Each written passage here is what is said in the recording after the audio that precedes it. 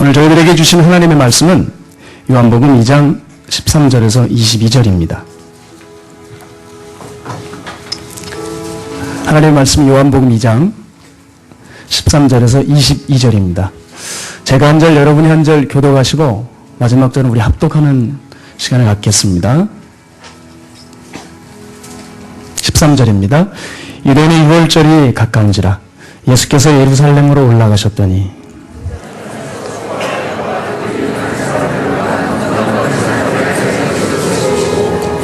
노끈으로 채찍을 만드사 양이나 소를 다 성전에서 내쫓으시고 돈 바꾸는 사람들의 돈을 쏟으시며 상을 엎으시고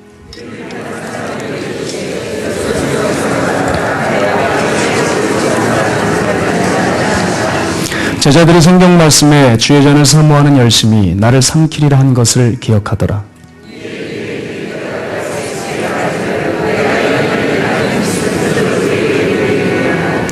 예수께서 대답하여 이르시되 너희가 이 성전을 헐라 내가 사흘 동안에 일으키리라.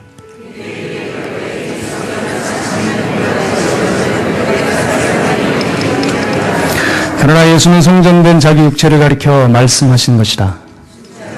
살아나신 후에야 제자들이 이 말씀하신 것을 기억하고 성경과 예수께서 하신 말씀을 믿었더라. 아멘. 이 시간은 담임 목사님 나오셔서 회복의 은혜로 임하소서라는 제목으로 말씀 선포하실 때 큰 은혜의 시간 되시기 바랍니다.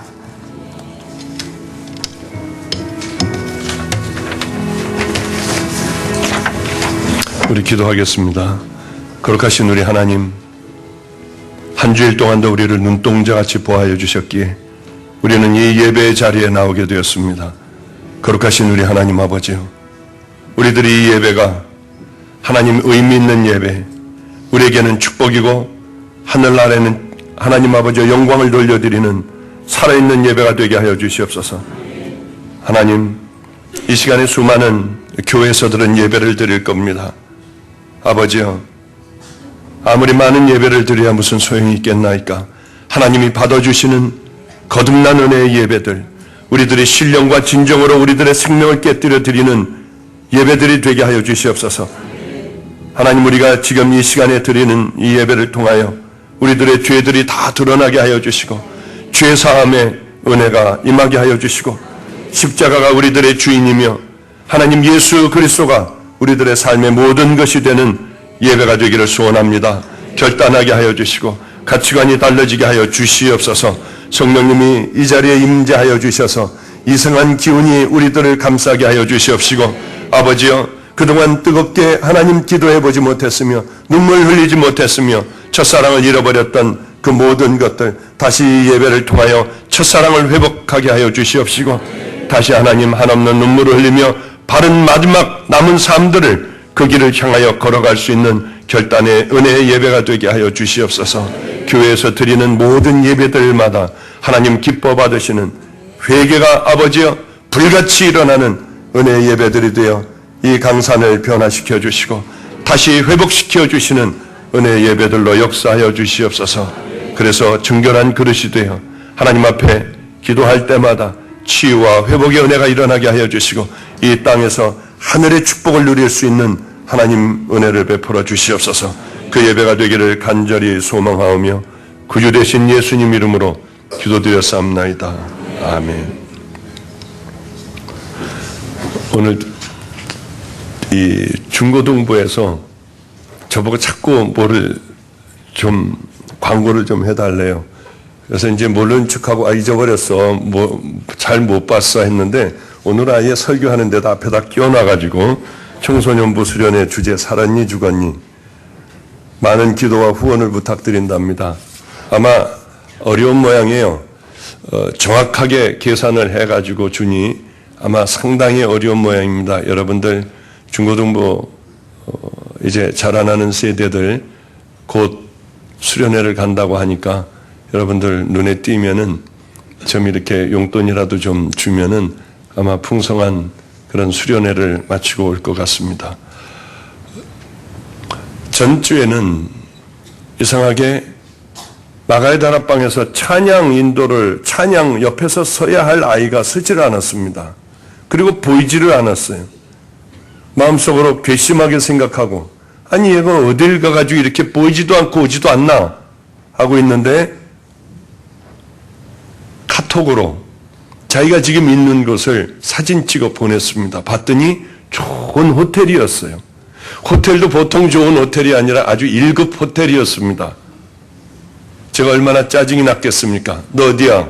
빨리 안 와? 하고 문자를 했더니 목사님 여기는 좋은 서울에 있는 S병원 특실이에요. 너 어디가 아프니? 그랬더니 한 6개월 전에 남에게 무엇을 기증할 사람들을 뽑아서 그냥 검사를 했답니다. 검사를 했는데 10,000명 중에 하나가 맞는 기적같이 어떤 사람의 바로 그것이 꼭 필요한 사람과 10,000분의 1 확률로 맞았다고 병원에서 전화가 오며 이번엔 지금 죽어가고 있다고 하더랍니다. 그것은 뭐냐면 뼛속에서 피를 만들어내는 바로 그 모세포를 조혈 모세포를 끄집어내서 죽어가는 이 사람에게 넣어주어야 산다는 거예요. 그래서 목사님 3일 동안 입원해 있으며 주사를 계속 맞고 그 다음에 그것을 빼내야 한다고 하여 지금 병원에 3일 동안에 말씀 안 드리고 와서 죄송해요. 그 카톡을 보면서 하나님 앞에 정말 감사했어요. 어떻게 이렇게 귀한 마음을 가졌을까? 얼른 문자를 보냈습니다. 그래, 언제 퇴원하니? 수요일 날 퇴원을 해요. 퇴원하자마자 너 얼른 나한테 와야 한다. 퇴원을 해서 애가 얼굴이 허옇게 뜬 얼굴로 제게 왔습니다. 아, 그러니 너 정말 잘했다. 아무에게도 모르는 하나님과 너만이 아는 비밀로 하고 누가 물어보면 그냥 몰라요. 아팠니? 몰라요.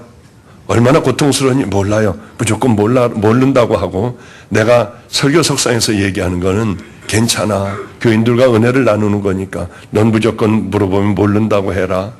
그래서 왔습니다. 이제 예배 시작이 30분 전이었어요. 목사님 오늘 퇴원했습니다. 아, 그러니? 근데 너 왜 이러고 있어?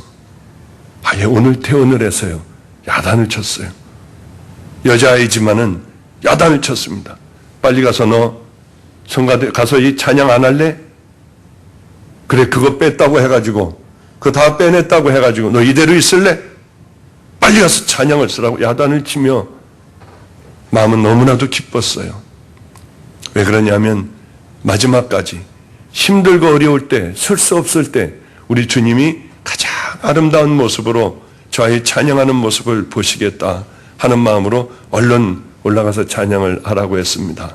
찬양을 하고 와서 숨을 헐떡거리는 그 아이를 보며 참 하나님 앞에 감사했어요. 목사가 가장 기쁠 때가 언제냐면 사람이 거듭나고 새로워지고 변화될 때 제일 기쁩니다. 그 아이가 나가서 아르바이트를 하여 목사님 이거 아르바이트를 했는데 몇백만 원인데 이거 받으세요 하면은 그 아이가 조혈 모세포를 이식 수술을 다 남을 위하여 죽어가는 사람을 위하여 하고 온 것보다 더 기쁠까요? 그렇지 않습니다. 사람이 거듭나고 새로워지고 다른 사람으로 변해갈 때 목사는 가장 기쁜 거예요. 우리 아이 하나가 이번에 대집회 기간 동안에 형들에게 꼴밤도 맞고 욕도 먹고 많이 혼나가지고 왔다고 입을 이만큼 내밀고 있더군요. 그래서 살 소망이 자기는 끊어졌대요. 그런데 제가 보기에는 얘는 최고 아이가 될 수 있는 귀한 가능성을 갖고 있는 거예요. 그래서 이 아이하고 함께 다녔던, 이 아이를 공부를 가르치고 함께 다니는 형을 불러다 물어봤습니다. 얘는 어떠니? 내가 보기에는 가망성이 있어. 남들이 볼 땐 다 이놈 왜 이거밖에 안 돼? 너는 왜 저 밑바닥에 하는데 내가 볼 때는 얘는 굉장히 좋아졌거든. 네가 볼 때는 어떠니? 목사님, 최고예요, 최고. 비록 지금은 밑바닥을 기고 있지만은 얘는 자기하고 싸울 줄 아는 아이예요. 얼마나 제가 기분이 좋겠습니까? 맞아. 내가 본 게 맞아. 다른 애들은 꼴밤을 때리고 끌어다가 저 구석에 가서 너 또 그럼 너 그냥 안 놔둬 하고 야단을 맞고 형들 보는 형들마다 혼인하고 버르장머리가 없다고 하지만은 아예 밑바닥인 아이가 열심히 싸우는 모습을 혼자 부들부들 떨며 싸우는 모습을 보면 제가 얼마나 기쁘겠습니까? 너무 좋았어요. 그렇게 기어다니는 아이, 걸을 수 없어가지고 옆으로 기어다니는 그 아이들을 끌어안고 그렇게 좋아하는 이 아이를 봐도 기분이 좋고, 이제 뭔가 한번 공부를 해보겠다고 하고 혀 짧은 소리로 영어 단어를 외울 때 보면 그렇게 기쁠 수가 없어요. 어제는 저에게 이렇게 얘기를 했습니다. 목사님, 저 학생회 예배를 가야 하는데 차비가 없어요. 그래? 너 말이야, 내가 한 가지만 물어볼게. 일주일에 한 번씩 마음에서 그것이 올라오면은 너는 그것을 참지 못하고 나가서 하던 그것을 지금은 어떻게 됐니? 목사님, 이상하게 그런 게 하나도 생각나지도 않고요. 그런 게 요만큼도 이제는 좋아지지 않고 이제는 그런 생각만 하면 싫어져요. 제가 그것 때문에 그 아이를 위하여 아무도 모르는 그것 때문에 제가 열심히 뒤에서 기도를 해줬는데 이 아이가 이제는 그런 게 싫대요. 그래서 얼른 그래? 그러면은 말이야, 이 10,000원은 너 카드에다 집어넣고 버스를 타고 다니고 이 10,000원은 너 상금으로 주는 거니까 네가 슈퍼 가서 먹고 싶은 걸 마음대로 사 먹어봐. 그리고 이제는 좋은 네가 그렇게 원하는 사회복지사가 돼서 네가 그렇게 원했던 버려진 애들을, 너 같은 아이들을 늘 너는 섬기고 싶다고 그랬잖아. 그 아이들을 섬기는 거다 하고 거금 20,000원을 어린아이에게 줬더니 입에 이만큼 벌어져서요. 목사님, 제가 10,000원을 카드에다가, 교통카드에다 넣고 영수증을 꼭 갖다 드릴게요. 영수증 너한테 이제는 필요 없어. 이제는 내가 너한테 영수증을 받을 필요가 없으니까 나한테 그런 영수증은 가져오지도 마라. 그러나 어제는 부끄럽게 영수증을 내놓는 그 아이를 보고 다른 아이들은 다 꼴밤을 때리고 불러다 놓고 야단을 치고 버르장머리가 그렇게 없으면 어떻게 하느냐고 했지만 저는 너무나도 기분이 좋았습니다. 사람은 이렇게 거듭나고 새로워지려고 할 때 그 인생의 모든 방향이 바꿔지는 겁니다. 우리가 오랫동안 예수를 믿었다고 하지만 어쩌면 하나님이 보시기에는 전혀 하나님과 상관없는 예수를 믿으며 우린 수많은 세월들을 예배를 드렸을 겁니다. 하나님이 원하시는 것은 바로 하나님이 원하시는 방법대로 예배를 드려야만 하나님은 받으십니다. 신령과 진정으로 우리들의 생명을 다해서 드리는 예배냐 아니면 한번 보고 가는 예배냐에 따라 하나님은 받으시기도 하고 하나님 받지 않으시기도 합니다. 여러분은 이 예배를 위하여 얼마나 준비하셨나요? 여러분은 이 예배를 위하여 쓰레기 같은 내 심령, 아니 잠에 푹 빠져있는 내 영혼을 위하여 여러분들은 기도하며 하나님께서 주실 이제 귀한 하늘의 것, 선물들을 위하여 여러분들의 심령을 깨끗하게 닦고 먼저 와서 기도하며 먼저 이 예배를 위하여 준비했습니까?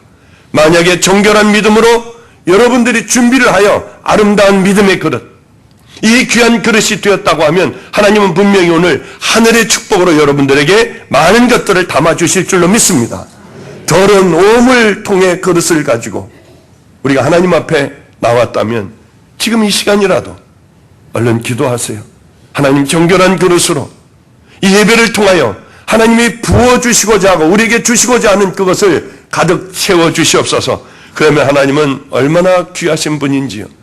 우리가 기도하는 대로 우리들을 정결하게 만들어 주십니다. 더러운 쓰레기 또 세상의 오물들을 가지고는 하나님의 은혜를 받을 수가 없습니다.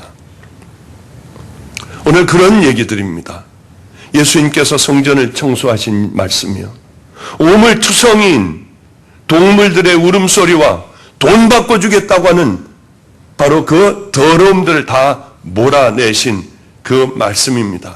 이 말씀을 들을 때 우리 영혼에, 우리 마음에, 우리 육신의 더러운 죄들이 다 깨끗하게 씻겨지는 은혜가 있기를 여러분 축복합니다. 우리 집에는 짜증나는 일이 있어요. 앞에 한참 여러 집들이 공사가 있습니다.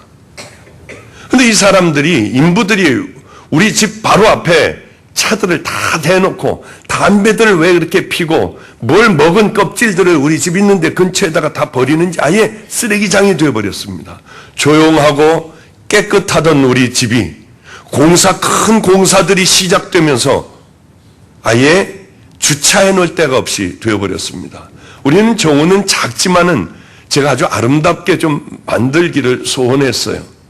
그래서 예쁘게 만들어 놓고 우편 배달하는 분들이 우리 집을 항상 빨간 우체통집 가로하고 그걸 써놓으면 쉽게 그 동네에서 빨간 우체통집이 하나 있기 때문에 금방 찾습니다마는 차들을 잔뜩 입구도 막아놓을 정도로 차들을 세워놓으니까 도무지 이 사람들이 우리 집을 찾지를 못합니다. 빨간 우체통이 차들로 다 가려져 있으니까요. 근데 거기 있는데 쓰레기도 버리는 거예요. 얼마나 참 짜증이 납니까? 그래도 그 땅이 우리 땅이 아니고 길거리이기 때문에 뭐라고 얘기할 수는 없고 애들은 자꾸 주차 금지해가지고 통 하나를 갖다 놓자고 하는데 길거리에 그렇게 야박하게 또 할 수가 없어서 그냥 괜찮다. 그냥 우리들이 좀 불편하면 돼. 하고 공사가 끝나기를 기다립니다. 사람들은 때로는 쓰레기가 많으면 거기다 쓰레기를 버리기도 합니다. 우리 집이 유리가 깨진 것을 그냥 놔뒀다고 하면 사람들은 거기다가 가다가 담배도 피고 우리 집 있는 데다 다 버릴 거예요. 우리 집은 더러워질 겁니다. 그리고 어쩌면은 유리도 깨진 채로 그대로 놔두면 사람들은 자기 집에 있던 쓰레기도 우리 집에다 갖다 버릴 수도 있어요. 그런데 우리 집 아이들이 우리 집에다 쓰레기를 버린다면 애들이 가만히 있지 않을 겁니다. 아니 여기다 왜 쓰레기를 버립니까? 여긴 우리 집이에요. 당신네 집에다 갖다 버리라고 하며 애들이 소리를 지를 거예요. 그런데 그 같은 동네에 사는 빌라에 사는 사람들이 우리 집에 쓰레기를 버리건 애들이 유리창을 깨건 아무 상관을 안 할 겁니다. 왜냐하면 자기하고 관계가 없는 일이기 때문에요. 그렇습니다. 아들이 아버지의 집을 더럽게 하는 것을 보고 아들은 참을 수가 없었습니다. 그래서 노끈으로 채찍을 말아 이 아들은 더러운 것들을 다 내보내고 더러운 사람들이 와서 살고 있는 그것들을 다 내보냈다고 하는 것이 오늘 말씀입니다. 본질을 회복하지 않으면 우리는 모든 삶을 실패할 수밖에 없습니다. 우리가 다시 성경으로 돌아가지 않는다면 우리들의 삶은 이 예배는 아무 쓸데가 없습니다. 하나님의 말씀으로 돌아가야만 귀한 믿음의 자녀들이 될 수가 있는 겁니다. 그런데 우리는 세상의 가치관으로 살아가기 시작을 했고 교회들도 세상에 더러운 것들이 들어오면서부터 세상인지 교회인지 모르게 되었습니다. 하나님 나라의 백성들은 어떻게 구별을 할 수가 있느냐 하면 세상 사람들과 구별이 됐느냐 안 됐느냐, 속 사람이 변했느냐 안 변했느냐에 따라 우리는 하나님의 자녀인가 아닌가를 그저 겉모습을 보고 판단할 수가 있을 겁니다. 아마 그 겉모습을 보고 우리는 그저 한 7, 80% 정도는 하나님의 자녀인가 아닌가를 알 수가 있을 겁니다. 많은 교회에서는 이런 얘기를 해요. 큰 대형 교회에서 이런 얘기를 하는데 저는 깜짝 놀랐습니다. 교회 담을 헐어야 한대요. 세상과 교회와의 담을 헐어버려야 한다는 겁니다. 그래서 불교인들과도 천주교인들과도 천주교는 불교, 유교, 별의별 놈의 종교들과 함께 다 모여 부처의 이름으로도 아멘하고 우리 기독교식으로도 아멘하고 알라의 이름을 부르기도 하고요. 과연 그게 옳은 것일까요? 교회 담을 터버리면 과연 그 사람들이 교회로 들어올까요? 그렇지 않습니다. 우리 신앙의 선배들은 생명을 걸고 교회를 지켰습니다. 신사참배를 하지 않고, 또한 예수 믿는다고 부정만 하기만 하면 살려준다고 하는 6.25를 거쳐 많은 순교자들을 배출했습니다. 구별된 믿음의 자녀들이 있었기 때문에 세상은 교회를 두려워했습니다. 독재 정권들도 교회를 두려워했습니다. 그러나 지금은 교회를 두려워하는 사람들은 아무도 없어요. 왜? 담을 허물어 그 사람들이나 우리나 동일하게 되었기 때문에요. 세상 사람들은 우리를 두려워하지 않습니다. 구별된 자들이라고 얘기하지 않습니다. 세상의 소금과 빛이라고 얘기하지 않습니다. 너희나 나나 똑같다고 하고, 아니 오히려 너희가 더하다고 하는 얘기들을 많이 합니다. 담을 헐면은 그들이 들어올 줄 알았지만 담을 헐어버리며 그들이나 우리나 동일하게 되어버리니 교인들이 세상으로 빠져나가 버렸습니다. 1200만이라고 하는 성도들이 지금은 이제 800만으로 줄었다고 하더군요. 400만 명이 담을 헐면은 분명히 저들이 들어올 줄 알았는데 교인들이 나가버렸습니다. 세상으로 나가버렸습니다. 왜? 지네들이나 우리나 동일한데 여기 있을 필요가 뭐가 있겠습니까? 우리는 급속히 아예 비탈길을 내려오고 있는 중입니다.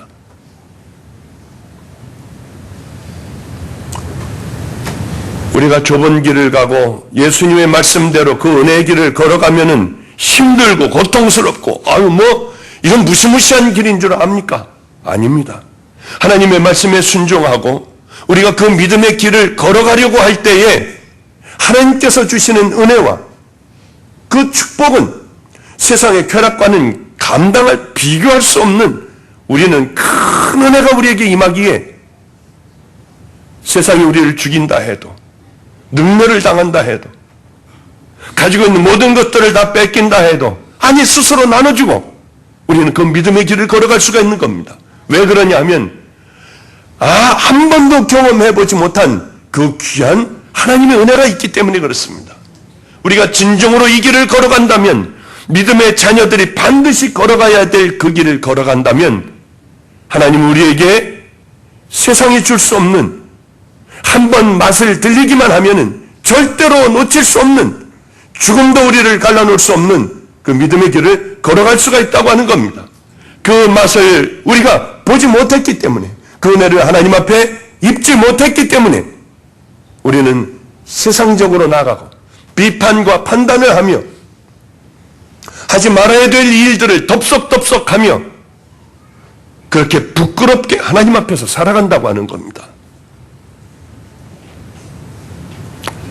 이런 맛을 분명히 본 사람들, 하나님과의 그 관계가 딱 맺어져서 죽음도 갈라놓을 수 없으며 톱으로 썰어 죽여도 돌로 쳐 죽여도 짐승의 밥이 돼도 자식들이 밥 뿔뿔이 흩어져 자식들이 죽어가는 그 현장에서도 예수는 구원자라고 고백할 수 있는 사람들이 바로 그 은혜를 입은 사람들, 십자가를 정말 만난 사람들, 이제는 주님을 버리려야 버릴 수 없는 믿음의 관계가 된 사람들, 이 사람들을 성도라고 하며 이 사람들 천국 백성이라고 하는 겁니다.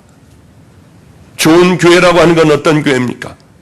이런 사람들이 많이 모인 곳.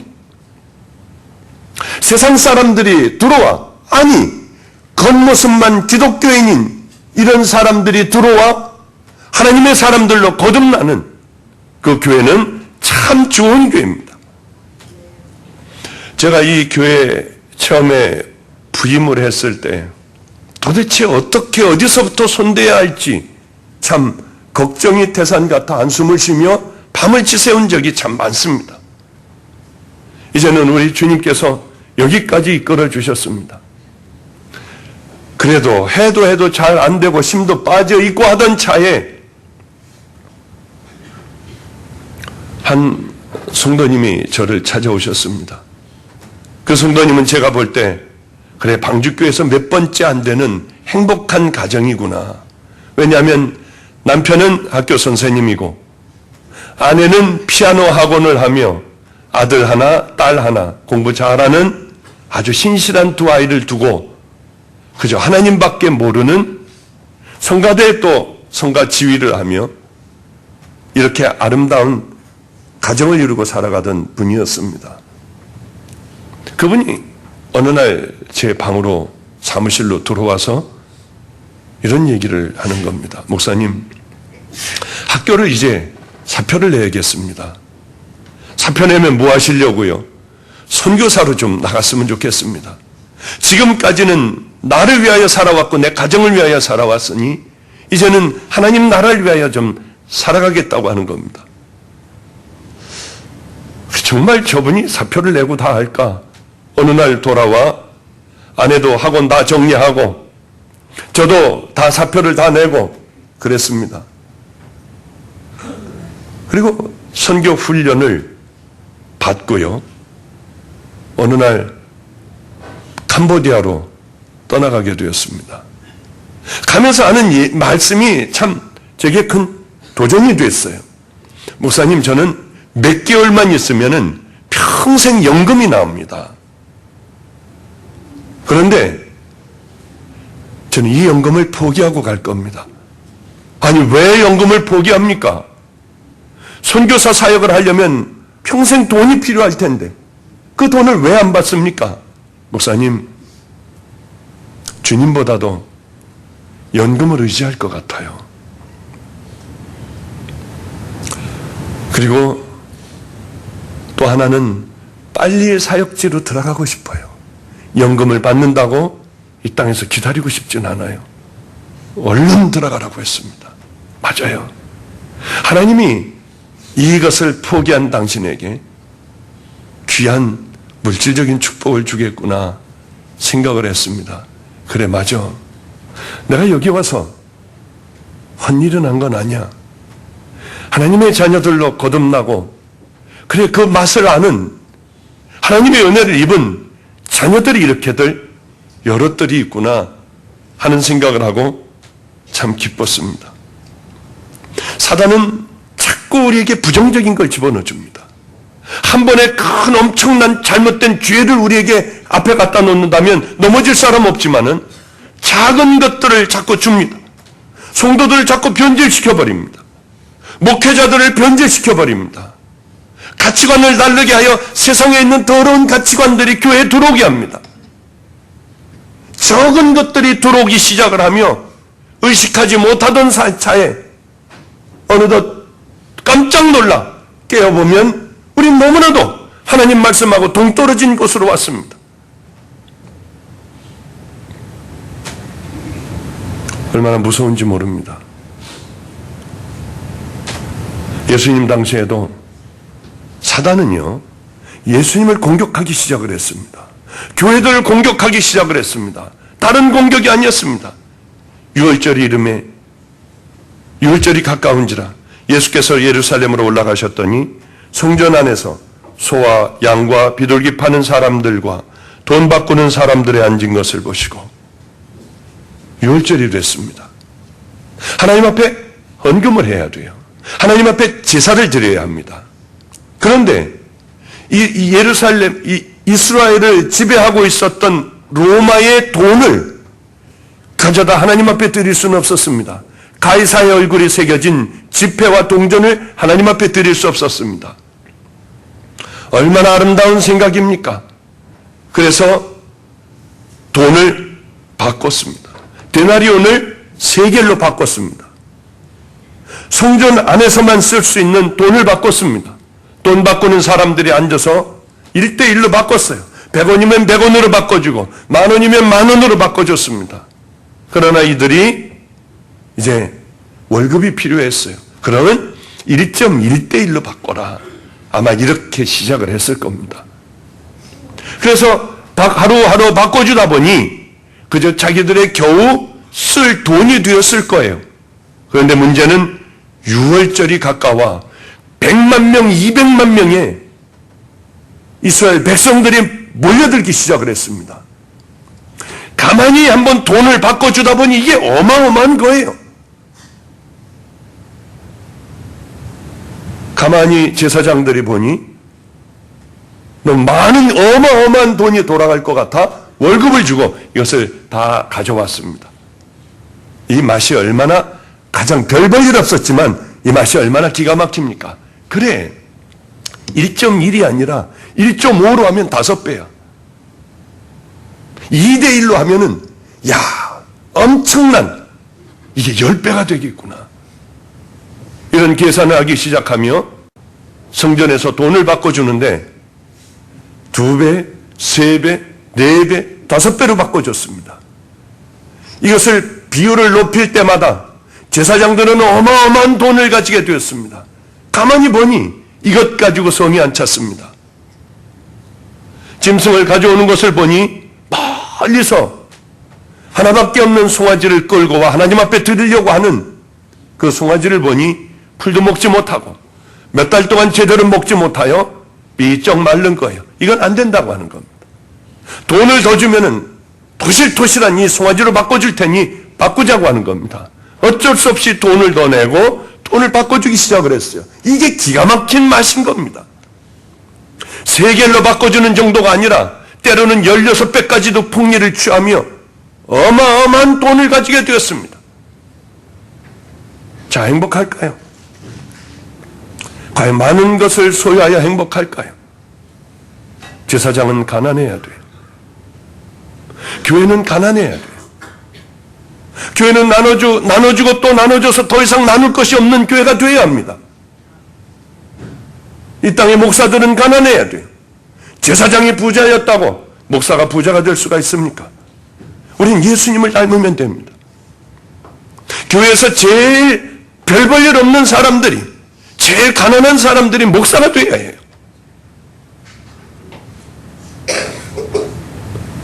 교회는 부자가 되면 죽습니다. 저는 부자교회들 조금도 부럽지 않아요. 부자교회라고 해서 다 잘못됐다는 건 아닙니다. 전 조금도 부럽지 않습니다. 어제 어느 교인들과 우리 교인과 집에서 교회에 대하여 참 고민을 하며 많은 얘기를 자꾸 나눴어요. 11시가 넘도록 함께 얘기를 나눴습니다. 교회 앞날에 대해서고 또 모든 이런 전반적인 것에 대하여 우리 교인과 함께 얘기를 나눴어요. 어떻게 그런 기회가 됐습니다, 어제는. 목사님, 우리 교회는 재정이 겨우 돌아갑니다. 겨우 돌아간대요. 뭘 하나 해볼 수 없을 정도로, 무엇을 하나를 해보면은 펑크가 생길 정도로 빡빡한 재정으로 우리는 돌아갑니다. 감사했어요. 어제 설교 준비하다가 그분이 돌아가시고 난 다음에 설교 준비를 하며 전 참 기뻤어요. 하나님, 맞아요. 빡빡한 재정으로 겨우 돌아가는 교회, 그 교회가 끝까지 되게 해주세요. 교회는 부자가 될 때 망해가기 시작합니다. 교회가 부자가 되고 사역자들이 부자가 될 때 지금까지 망하지 않은 시대는 없었습니다. 교회가 커질 때, 목욕 문화가 발달을 해서 할 때, 그땐 마지막 그 시대가 마지막이 온 줄 알아야 돼요. 저는 목욕은 가지만은 지금까지 찜질방이라고 하는 것은 한 번도 안 가봤습니다. 왜 한 번도 안 가봤느냐 하면 그게 마지막이라는 걸 알기 때문에요. 화려한 목욕 문화가 마지막이고 화려한 교회들이, 세계에서 제일 큰 교회들이 우뚝우뚝 설 그때가 마지막이라는 것을 알기 때문에 우리 교회는 절대로 부자가 되지 않을 겁니다. 계속 나누어 주어 겨우 돌아가는, 우리 교회가 유명하답니다. 사역자들 월급이 굉장히 짠 교회로 아주 유명하대요. 그렇습니다. 사역자들의 월급은 겨우 받을 정도예요. 보너스도 뭐도 이런 것도 뭐 거의 없습니다. 왜냐하면 우리들이 적게 갖고, 그리고 가난하고 병든 사람들이 풍성해지는 교회가 되어야 되지 않겠습니까? 저는 그게 옳다고 생각을 합니다. 제가 활동을 하니까 우리 부목사보다 제가 월급이 월등히 작아요. 왜냐하면 부목사는 애도 몇 명이나 달려 있고요. 필요하지 않습니까? 그러니 저의 몇 배를 가져도 괜찮습니다. 그걸 기분 나빠한다고 하면 무언가 잘못된 거 아니겠습니까? 때로는 전도사가 저보다 월급이 얼마든지 많을 수가 있어요. 딸린 식구들이 많다고 하면 목사가 제일 많이 가져야 한다고 하는 것은 비뚤어진 잘못된 생각입니다. 제일 적게 갖는 교회가 저는 제일 아이디얼한 교회, 제일 그래도 맞는 교회라고 생각을 해요. 식구 많은 사람들이 제일 교회 청소하는 사찰 집사님이 돈이 제일 많이 필요하다고 하면 그분에겐 가장 많이 돌아가야 합니다.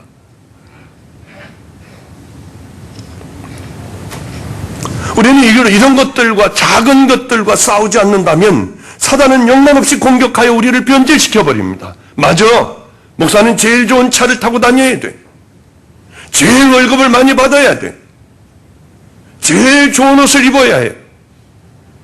사단은 세상의 가치관으로 세상의 쇠장들, 사장들 이런 가치관을 자꾸 심어주며 세상과 동일하게 만듭니다.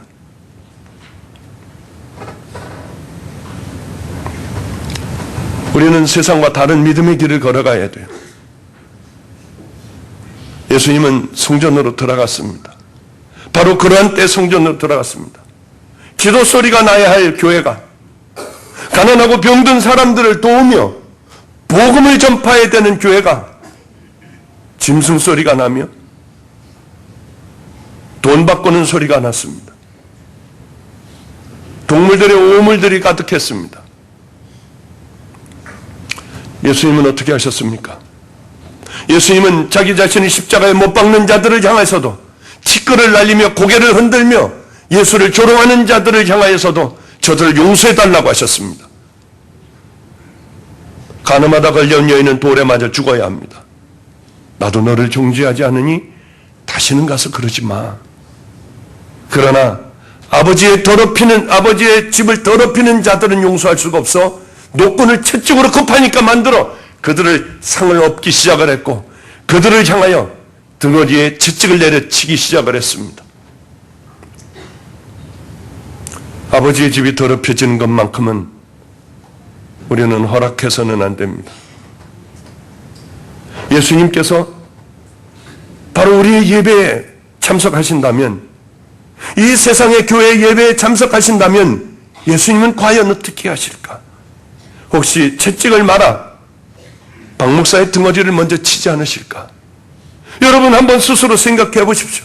예수님의 노한 눈으로 번쩍 채찍을 들어 여러분들을 때리신다면 여러분 우리는 지옥 가는 인생들이에요. 그렇다면 어떻게 할까요? 쫓겨나는 자들이 된다면 어떻게 될까요? 심각하게 우리는 생각해 봐야 합니다.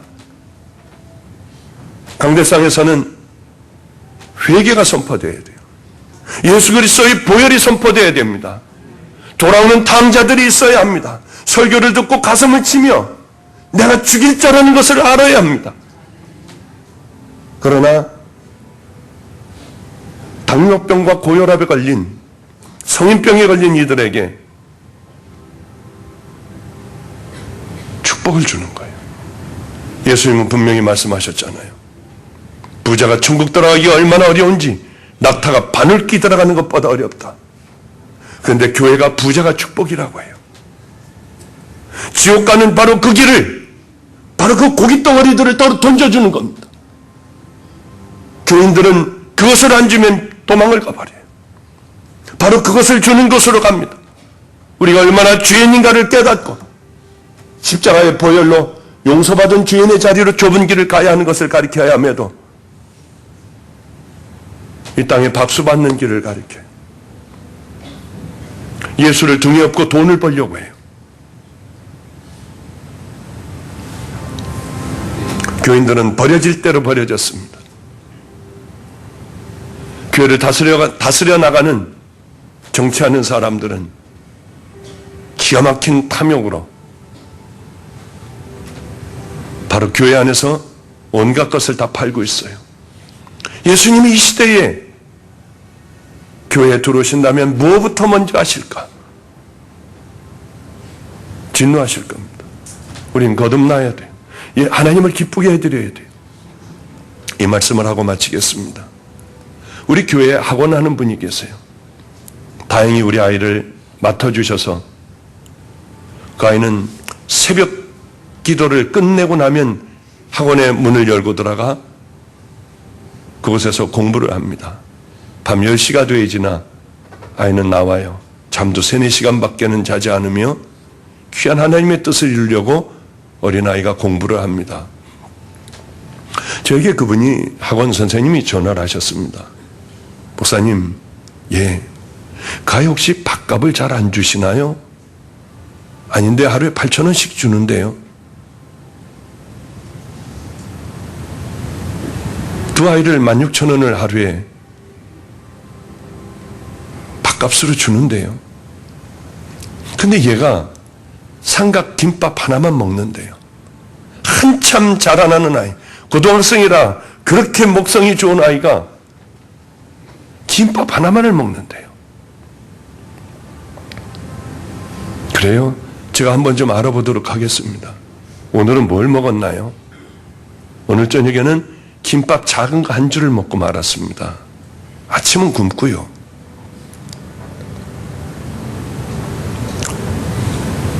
그래서 좀 뒤로 알아보려고 이렇게 쭉 알아보는데 다시 전화가 왔습니다. 너 왜 삼각김밥을 먹니?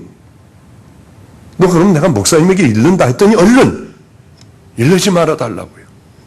목사님이 하시면 속상해 하니까 일르지 마세요. 다 얘기할게요. 제가 늘 노숙하는 분들을 관심을 갖고 있으니까 학원을 어느 날 일찍 끝난 날에 동인천역으로 나갔대요. 근데 노숙하시는 분이 있는데 자기가 밥값을 가만히 꺼내보니까 그분하고 식사를 한번 할 수 있을 것 같더랍니다. 그래서 함께 저녁을 식사를 한 끼를 했대요. 그래. 그러고 났더니 마음이 그렇게 기쁘더랍니다. 그래.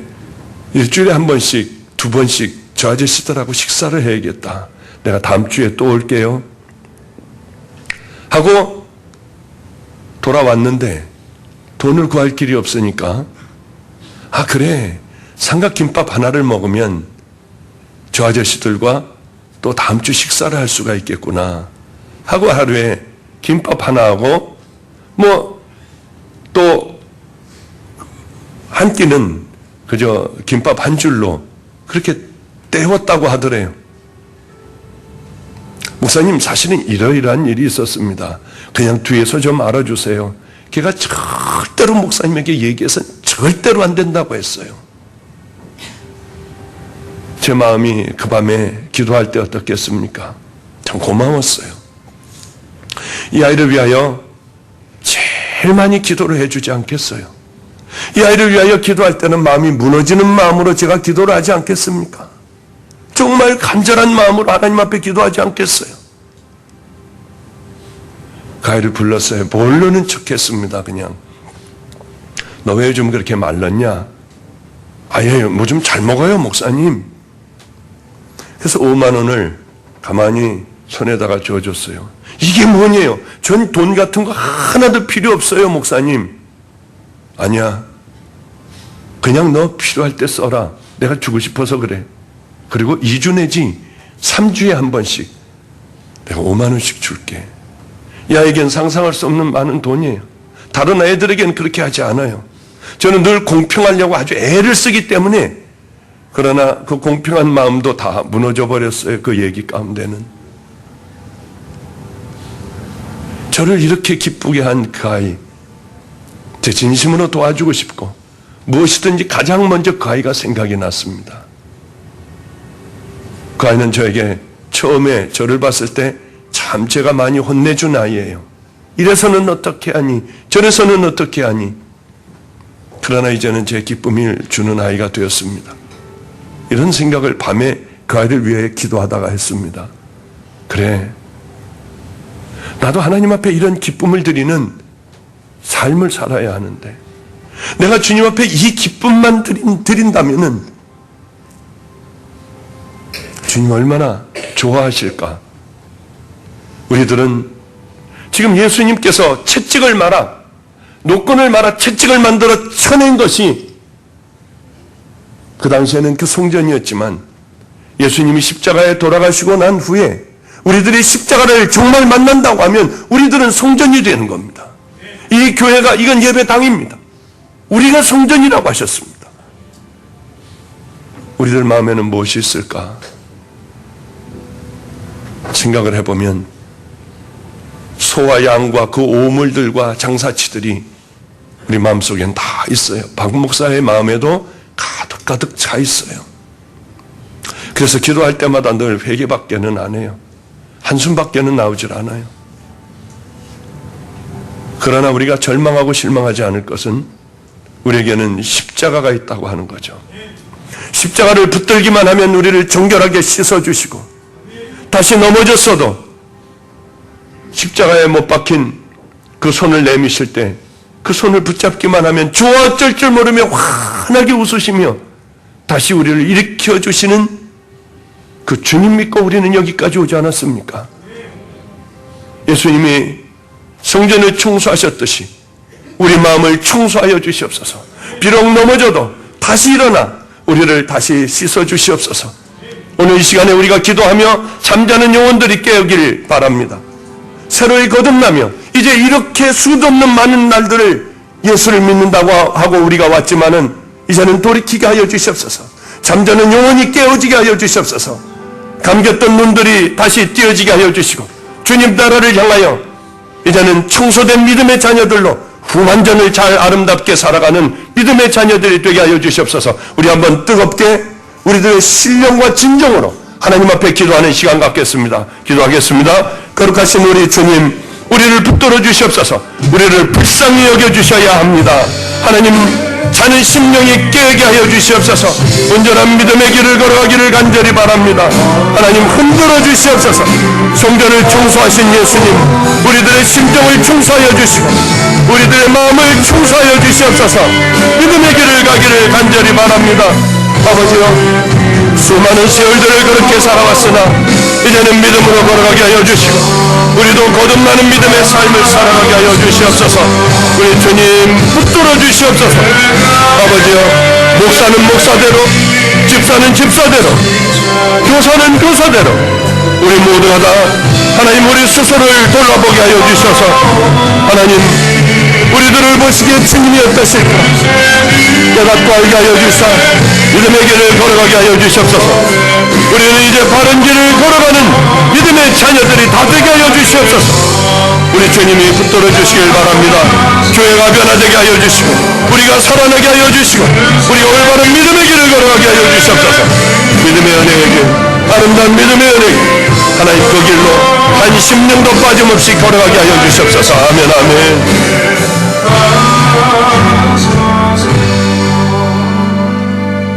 거룩하신 우리 하나님 아버지요, 고통스러워도 하나님 이미 그것으로 굳어져 버렸어도